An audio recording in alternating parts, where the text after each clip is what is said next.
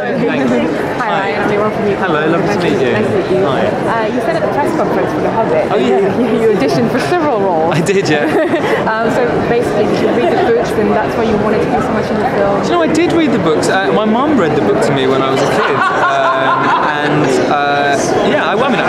I was going for. I went for lots of roles actually because they kept bringing me in for different parts. I think they wanted me to be in it, but they would decide who they wanted me to be. You know, so that's why that happened. But yeah, I read the books, and I read the book a lot before my audition. I went in with the book, in fact, and I was talking about things and discussing things with Peter when I met him.